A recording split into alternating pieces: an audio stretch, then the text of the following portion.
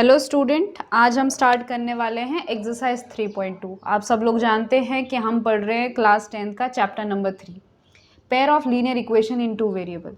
क्या होता है, ग्राफिकली हम कैसे सॉल्व करते हैं, और लास्ट टाइम हमने बात करी थी सब्स्टिट्यूशन मेथड के बारे में। अब देखो, सब्स्टिट्यूशन मेथड तो आप जान चुके हैं, सो हम क्या करेंगे, उसका एप्लीकेशन करेंगे। मतलब क्या कि उसके ऊपर बेस्ड हम क्वेश्चन सॉल्व करने वाले हैं, ठीक है। और इससे हमारा जो कॉन्सेप्ट है वो और भी क्लियर हो जाएगा, ठीक। तो चलिए, पहला क्वेश्चन क्या है, पहला पेयर ऑफ लीनियर इक्वेशन क्या है। So it is x plus y is equal to 14। ये एक लीनियर इक्वेशन है। और दूसरी आपकी है x minus y is equal to 4। अब आपको याद दिला दूँ कि इसमें क्या करते हैं हम, पहले तो इनको नंबर दे दीजिए। This is equation number 1, this is equation number 2, ठीक है। हम इक्वेशन 1 और 2 में से कोई भी एक वेरिएबल निकालेंगे, ठीक। यहाँ पे तो ये इक्वेशन बहुत आसान से इक्वेशन है, क्योंकि आप इक्वेशन 1 को भी यूज़ कर सकते हो, 2 को भी यूज़ कर सकते हो, क्योंकि इसमें भी x का कोएफिशिएंट यहाँ आगे 1 है, और यहाँ पे भी x का कोएफिशिएंट 1 है, यहाँ पे भी 1 है, यहाँ पे -1 है। तो जो मर्जी आपको अच्छा लगता है वो आप कर सकते हो, ठीक है। हम इक्वेशन नंबर 2 को यूज़ करेंगे। तो आप कह सकते हो कि फ्रॉम इक्वेशन नंबर 2, क्या कह सकते हैं इक्वेशन नंबर 2 से, कि देखो x minus y is equal to 4 है। तो यहाँ से मैं एक वेरिएबल निकाल देती हूँ, मैं x निकालूंगी, ठीक है ना। तो x इज इक्वल टू, ये y को यहाँ लेके चलेंगे तो ये कितना हो जाएगा, y प्लस 4 प्लस ऑलरेडी था, ये माइनस वाई यहाँ जाके प्लस y हो जाएगा, ठीक है। तो हमारे पास एक क्या बन गया, एक वेरिएबल आ चुका है। अब हमने क्या कहा था कि इस एक वेरिएबल को आप जो है दूसरी इक्वेशन में पुट कर दीजिए, जहाँ पे हमने कुछ नहीं किया है। तो हम इक्वेशन नंबर 1 में इसको पुट कर देंगे, ठीक है।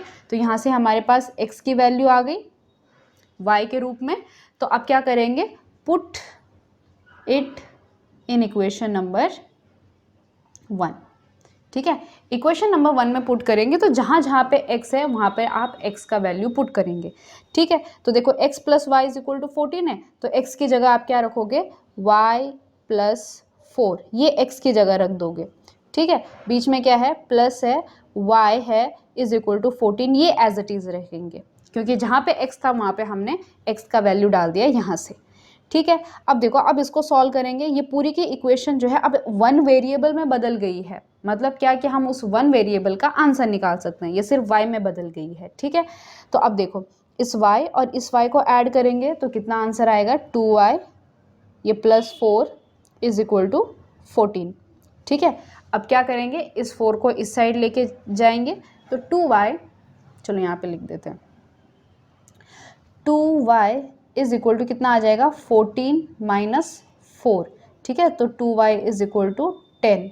तो इसका मतलब y कितना आ जाएगा, 10 डिवाइड में 2 यानी कि 5, ठीक है। तो y का कितना वैल्यू आ गया, 5 आ गया। देयरफॉर आप ये कह सकते हो कि y इज इक्वल टू 5। एक वेरिएबल का तो हमें आंसर मिल गया है। अब हमें चाहिए दूसरा, x चाहिए। तो मर्जी है आपकी, आप 1 में डालो, 2 में डालो, या फिर जो हमने ये x निकाला है इसमें डालो, ठीक है ना।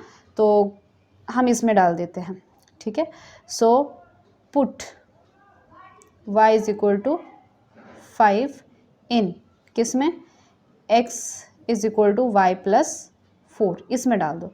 तो कितना आ जाएगा, x is equal to, y का कितना आंसर है, 5 है, तो 5 प्लस 4 यानी कितना, 9, ठीक है। So x is equal to 9। तो देखो आपके पास x और y का वैल्यू कितना आ गया, 9 और 5। किस मेथड से सॉल्व किया हमने इसको, सब्स्टिट्यूशन मेथड से, ठीक है। तो इस तरह से आप सब्स्टिट्यूशन मेथड लगाएंगे। नेक्स्ट है आपके पास s minus t is equal to 3 और s upon 3 plus t upon 2 is equal to 6। तो यहाँ पे वेरिएबल क्या है आपका, s और t है। सबसे आसान आपको क्या दिखाई दे रहा है, आपको पहली इक्वेशन आसान दिखाई दे रही होगी, ठीक है ना। तो हम इसी को सब्स्टिट्यूट करेंगे, इसको नंबर 1 दीजिए, इसको नंबर 2 दीजिए। देखो आप चाहे तो इसको जो है नंबर 2 को और सिंप्लीफाई कर सकते हो, क्योंकि डिनोमिनेटर में 3 और 2 है ना, तो इसको सॉल्व करने में कई बार कन्फ्यूजन हो जाता है। तो हम एक काम करते हैं, इसी चीज़ को ना अच्छे से लिख सकते हैं। देखो क्रॉस मल्टीप्लाई करो, एलसीएम ले लो, तो यहाँ पे आ जाएगा आपका 2s, 3 को यहाँ पे मल्टीप्लाई करोगे तो ये आ जाएगा 3t, डिवाइड में कितना आ जाएगा, 3 2 ज़ा 6 इज इक्वल टू 6, ठीक है। मतलब ही क्या है कि ये क्या बन जाएगा, अब this is 2s plus 3t is equal to ये जो नीचे का 6 है यहाँ जाके मल्टीप्लाई हो जाएगा, 6 6 जा 36।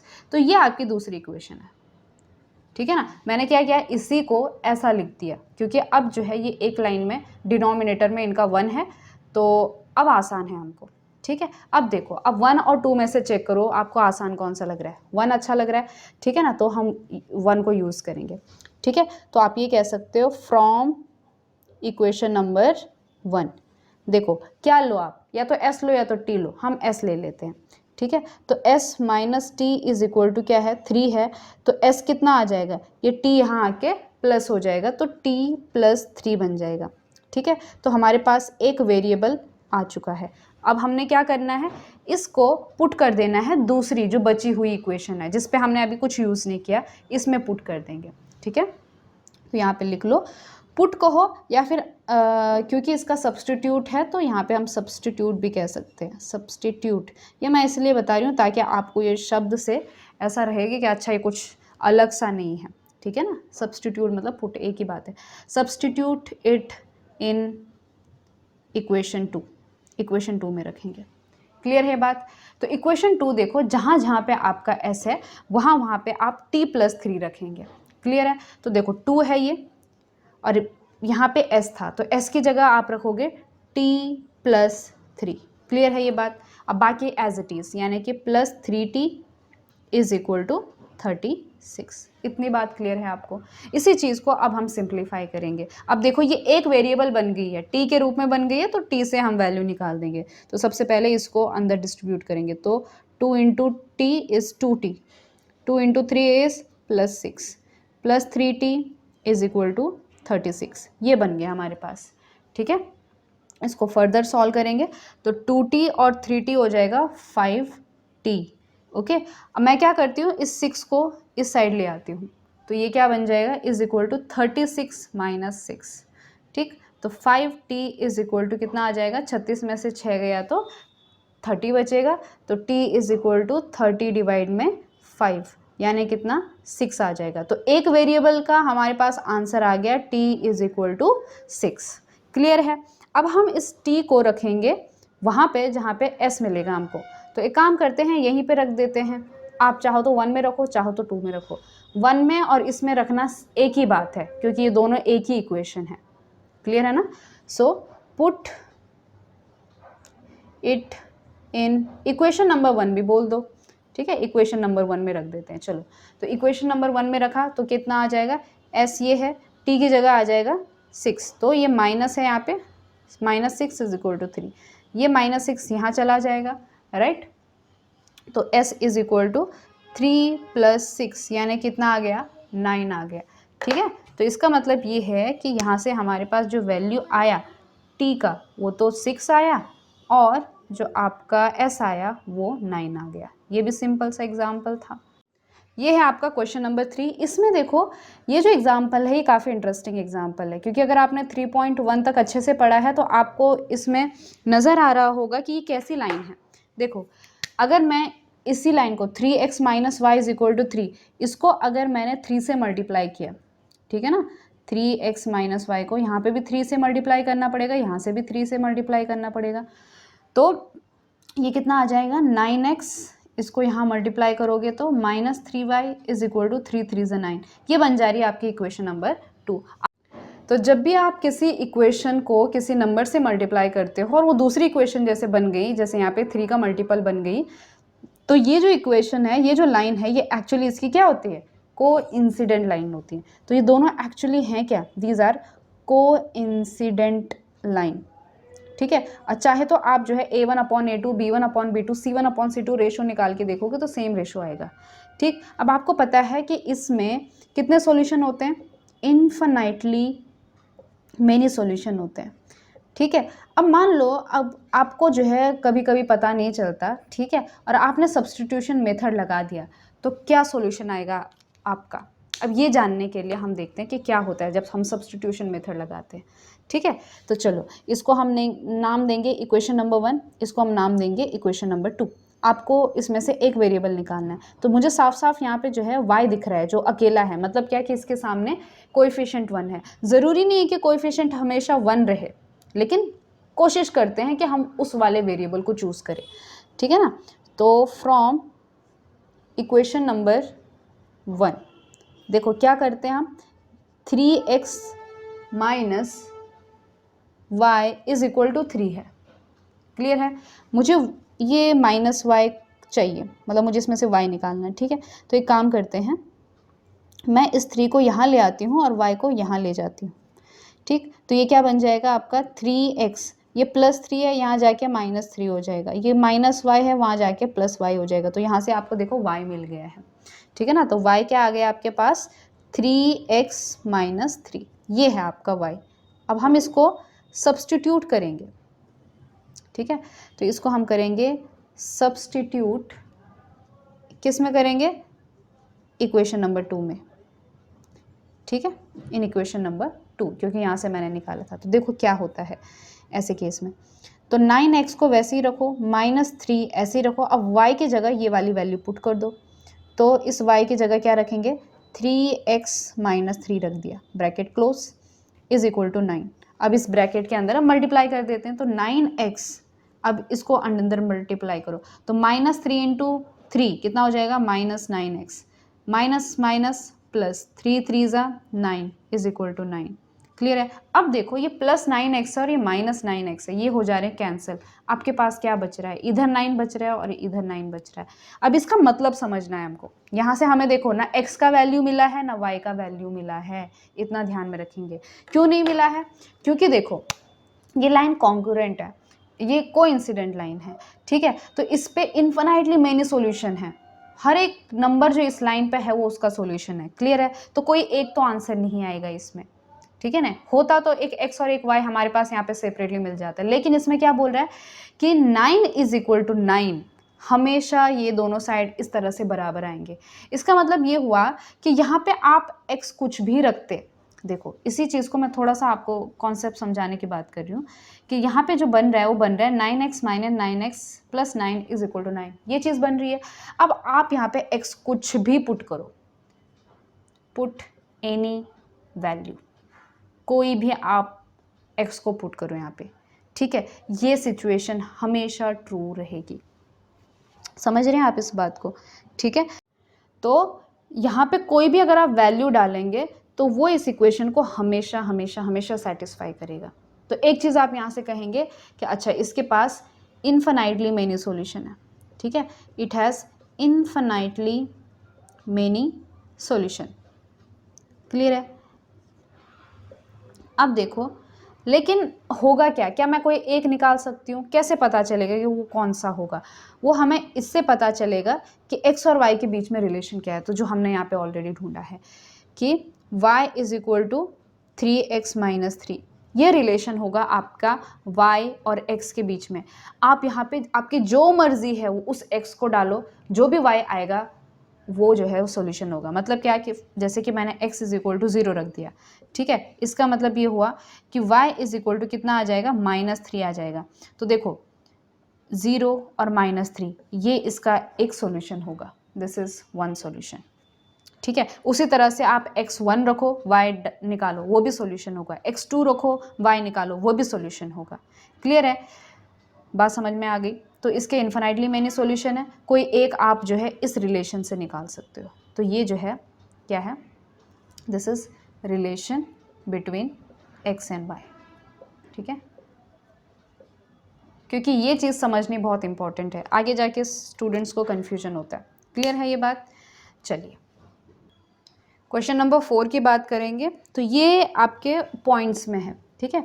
तो 0.2x plus 0.3y is equal to 1.3, 0.4x plus 0.5y is equal to 2.3, ठीक है। अब पॉइंट में है तो थोड़ा सा हमको अजीब सा लगता है, तो हम क्या करते हैं, इसको एक काम करते हैं, मल्टीप्लाई कर देते हैं, इसको भी 10 से इसको भी 10 से, ठीक है। ऐसा क्यों, क्योंकि आपने जाना है कि अगर हम किसी इक्वेशन को किसी नंबर से मल्टीप्लाई करते हैं तो जो भी इक्वेशन बन के आएगी वो वही इक्वेशन होती है, वही लाइन को रिप्रेजेंट करती है, क्योंकि वो कोइंसिडेंट होती है, ठीक है। तो इसको हम 10 से अगर मल्टीप्लाई करेंगे तो क्या बनेगा ये, चलो एक बताएंगे दूसरा डायरेक्टली लिखेंगे। तो 0.2x प्लस 0.3y और इस साइड भी 10 से मल्टीप्लाई करेंगे, देखो मल्टीप्लाई कर रहे हो तो दोनों साइड करना है, ठीक है, तो ये क्या बन जाएगा आपका, ये बनेगा आपका 10 से मल्टीप्लाई करोगे तो डेसिमल हट जाएगा, राइट। तो ये 2x यहाँ पे ये 3y हो जाएगा, डेसिमल आगे शिफ्ट हो जाएगा, राइट।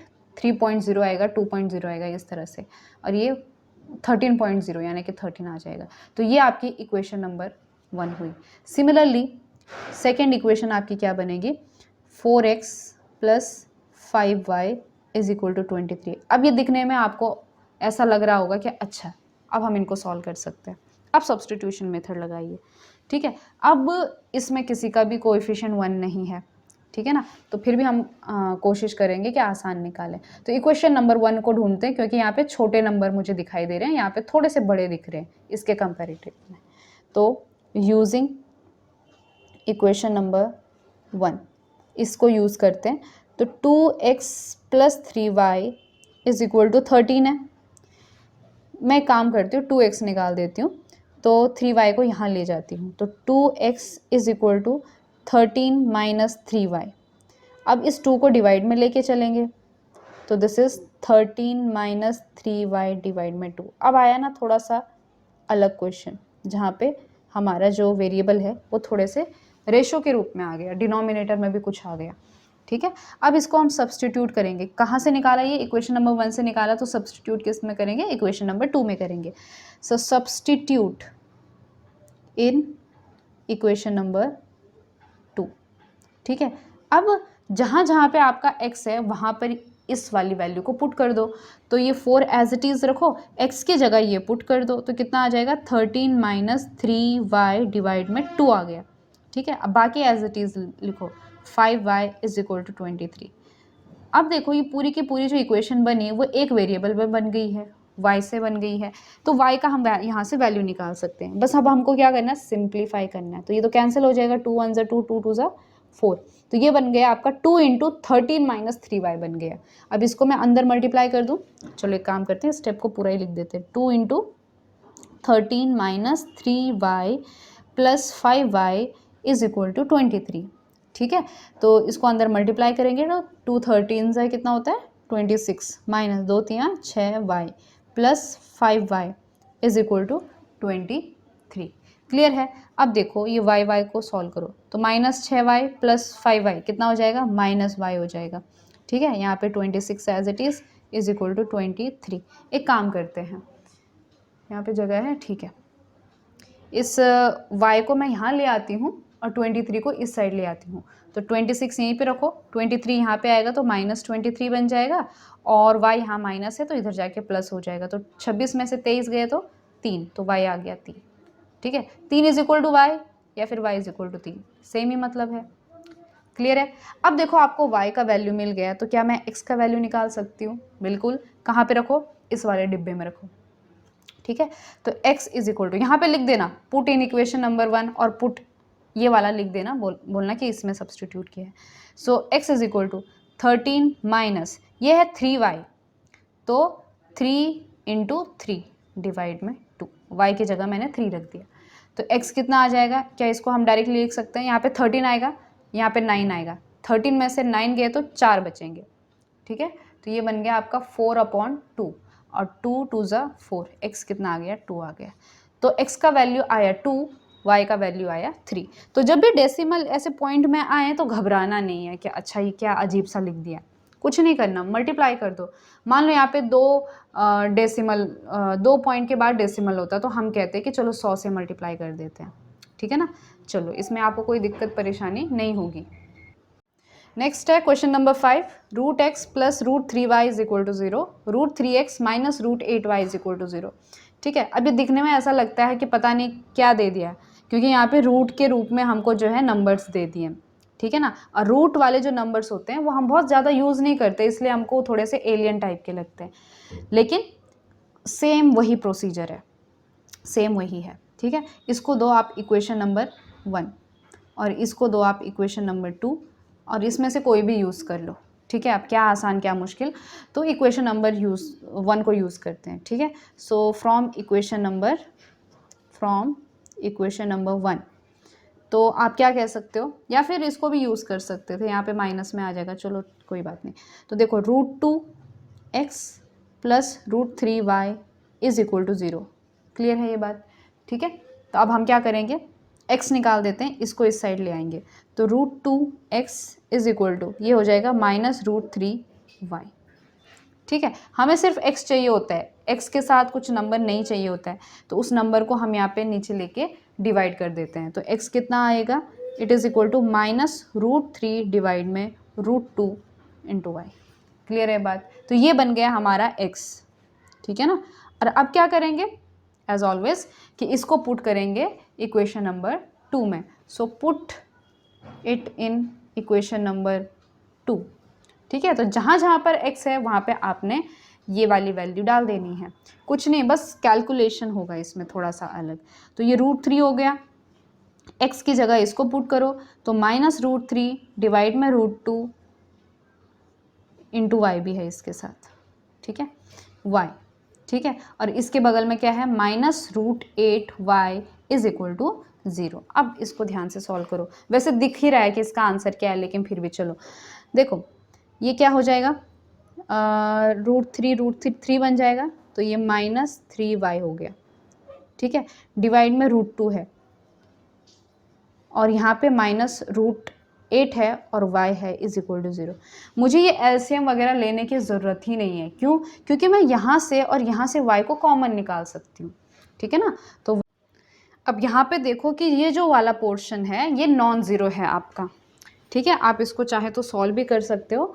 तो देखो, जैसे -3/√2 है, -√8 है, इसको आप अच्छे से सॉल्व करो। तो यहाँ पे एलसीएम ले लूँ, तो -3 माइनस ये √8 इंटू √2 कितना हो जाएगा, √16 हो जाएगा, डिवाइड में √2 हो जाएगा, -3 √16, 16 से बाहर आएगा 4, तो -4 डिवाइड में √2, ये कितना है, -7/√2 है, जो कि 0 नहीं है। ठीक है, सो ये पोर्शन 0 नहीं है। तो देखो, जब भी दो नंबर का मल्टीप्लिकेशन 0 होता है तो डेफिनेटली उसमें से एक नंबर 0 ज़रूर होगा, नहीं तो ऐसा नहीं हो सकता कि दो नॉन ज़ीरो नंबर का मल्टीप्लिकेशन 0 हो। ठीक है, तो इसका मतलब ये हुआ कि आपका y कितना आ गया, 0 आ गया, तो y का वैल्यू हो गया 0। आप किसी में भी पुट कर लो, इसमें पुट करो, तो x कितना, x is equal to -√3 divide में √2 इंटू 0, तो 0 इंटू एनी नंबर इज 0, तो x इज इक्वल टू 0। तो इसका आंसर कितना है, 0 है। मतलब क्या कि ये जो दो लाइन है ना, ये ओरिजिन पे इंटरसेक्ट होती है। ठीक है, तो देखो सॉल्यूशन आसान था, लेकिन दिखने में ऐसा लगता है कि शायद ये हार्ड क्वेश्चन है। नेक्स्ट क्वेश्चन है आपका 3x डिवाइड में 2 -5y डिवाइड में 3 इज इक्वल टू -2, और x डिवाइड में 3 plus y by 2 is equal to 13/6। फिर से वही बात कि डिनोमिनेटर में आपको जो नंबर हैं इनका एलसीएम ले लो। ठीक है, क्रॉस मल्टीप्लाई करके आप जो है पहले नीचे 1 बना दो। तो देखो 3 3 ज़ा 9, तो ये 9x हो जाएगा, 2 5 ज़ा 10, ये 10y हो जाएगा, डिवाइड में कितना हो जाएगा, 2 3 ज़ा 6 हो जाएगा। ठीक है, इज इक्वल टू -2 है ये। ठीक है, अब जो है इस 6 को यहाँ ले चलोगे तो ये कितना बनेगा, 9x minus 10y is equal to 6 2 ज़ा 12, तो -12। तो ये बन गई आपकी इक्वेशन नंबर 1। तो हम सिंप्लीफाई कर रहे हैं, इसको भी अब सिंप्लीफाई करो। 2 into x is 2x plus 3 into y is 3y, और इनको आपस में मल्टीप्लाई करो, 2 3 ज़ा 6 हो गया, ये 13 डिवाइड में 6। अब देखो यहाँ का 6 और यहाँ का 6 कैंसिल हो जाएगा। ठीक है ना, इसका मतलब ये होता है कि ये 6 यहाँ पे जाके मल्टीप्लाई होता है तो ये कैंसिल हो जाता है, तो इसलिए हम यहीं पे इसको कैंसिल कर देते हैं। तो यहाँ से क्या बना आपका, 2x plus 3y is equal to 13, ये बन गया आपका इक्वेशन नंबर 2। तो ये दो हमारे पास क्या बन गई, लाइन की इक्वेशन बन गई। अब आपकी मर्जी है, इसमें से कोई भी एक यूज़ करो और सब्सटीट्यूट करो। तो इस बारी हम एक काम करते हैं, इक्वेशन 2 को यूज़ करते हैं। सो फ्रॉम इक्वेशन 2, ठीक, तो क्या हो जाएगा आपका, 2x plus 3y is equal to 13 है, इसमें से मैं x निकालती हूँ, तो 2x कितना हो जाएगा, 13 माइनस 3y हो जाएगा। अब 2 को नीचे डिवाइड करके लाएंगे तो x is equal to 13 minus 3y divide में 2, तो ये हमारे पास x आ गया। अब इसको आप सब्सटीट्यूट करेंगे कहाँ, इक्वेशन नंबर 1 में, तो क्या बनेगा, ये पुट इन 1। अब आप ये लिखोगे खुद, ठीक है, मैं आप डायरेक्टली सॉल्व कर रही हूँ। तो 9 इंटू एक्स की जगह ये सब पुट कर दो, तो कितना हो जाएगा, 13 माइनस 3y डिवाइड में 2, ठीक है, -10y इज इक्वल टू -12। अब देखो यहाँ पे 2 कैंसिल नहीं हो रहा, मतलब मुझे एलसीएम ही लेना पड़ेगा। तो यहाँ पे ऊपर 2 से मल्टीप्लाई करो और नीचे 1 के साथ 2 से मल्टीप्लाई करो, तो ये बन जाएगा आपका 9 इंटू 13 माइनस 3y, ये हो जाएगा 20 माइनस 20y डिवाइड में, अब दोनों जगह 2 सेम हो गया, तो 2 इज इक्वल टू -12। ठीक है, अब देखो इसको सॉल्व करते हैं, तो ये हो जाएगा 13 इंटू 9 कितना आ जाएगा, ये 117 minus 9 27y minus 20y is equal to, ये नीचे का 2 है, यहाँ जाके मल्टीप्लाई हो जाएगा तो -24। अब इसको सिंप्लीफाई करेंगे तो ये हो जाएगा 117, अब ये कितना आ जाएगा -47y इज इक्वल टू -24। दिख रहा है आप लोगों को? चलो यहाँ पे सॉल्व करते हैं, इसको आप नोट करेंगे। ठीक है, ओके। अब एक काम करते हैं, इस -47 को यहाँ ले आते हैं और ये -24 को इस साइड ले आते हैं। ठीक है, तो ये हो जाएगा आपका 117, ये -24 यहाँ आके +24 आ जाएगा और ये 47 यहाँ जाके प्लस में कन्वर्ट हो जाएगा। इसको सॉल्व कीजिए तो कितना आ रहा है, ये 7 और 4 1 3 4 1 141 इज इक्वल टू 47/y। अब क्या ये डिवाइड करता है इसको, 1 4 1 को क्या 47 डिवाइड करेगा, तो 3 सा करेंगे तो कितना हो जाएगा, ये 3 7 21 2 3 चौको 12 13 14 आ रहा है। ठीक है, तो मतलब क्या कि ये 3 से जा रहा है, तो 47 1 ज़ा 47 3 ज़ा 141। क्लियर है? तो आपका x अभी निकाला नहीं, y कितना आ गया, y आ गया आपका 3। समझ गए ना? तो सिर्फ क्या था इसमें, कैलकुलेशन था। अब हम इसका जो है x पोर्शन निकालते हैं, तो x कितना आ जाएगा, x आप कोई भी इक्वेशन में रख दो, आपके पास x निकल के आ जाएगा। तो यहाँ पे x रख देते हैं, ठीक, सॉरी y रख देते हैं, x निकालते हैं, तो 2x प्लस 3 इंटू वाई की जगह रखो 3 इज इक्वल टू 30, मैंने 2 में रखा, ठीक है ना, ध्यान रखिए। तो ये हो गया 2x plus 9 is equal to 13, तो 2x इज इक्वल टू ये 13 माइनस 9 इस साइड ले लिया मैंने, तो 2x इज इक्वल टू 13 में से 9 गए तो 4 बचा, तो x कितना आ जाएगा 4/2 यानी कि 2 आ जाएगा। क्लियर है ये बात? इसीलिए इसका आंसर कितना आ गया, x आ गया आपका 2 और y आ गया आपका 3। क्लियर है? तो आप चाहे तो इसको चेक भी कर सकते हैं कि यही इसका आंसर है कि नहीं है। ये तो यहाँ से निकाल दे, जैसे 9 दूने 18, यहाँ पे मैं 3 रखती हूँ तो -30 हो जाएगा, तो -12। ठीक है, सही है ये। तो देखो इस तरह से हमने क्वेश्चन नंबर 1 को सॉल्व किया है। सब्स्टिट्यूशन मेथड हार्ड नहीं है, बस जैसे कि इस वाले क्वेश्चन में थोड़ा सा आपको कैलकुलेशन करना पड़ता है। कहीं पे आप डिनोमिनेटर में गलतियां करते हो, कहीं पे प्लस माइनस में गलतियां करते हो, वही एक चीज़ है जिससे आपका आंसर गलत आता है। अदरवाइज इसमें जो है कुछ भी ऐसा बहुत ज़्यादा स्टेप्स नहीं है। ठीक है, तो ये था आपका एक्सरसाइज 3.2 का क्वेश्चन नंबर 1, जिसके अंदर हमने सारे क्वेश्चन डिस्कस किए। ठीक है, तो चलिए आगे हम प्रोसीड करेंगे अगले वीडियो में।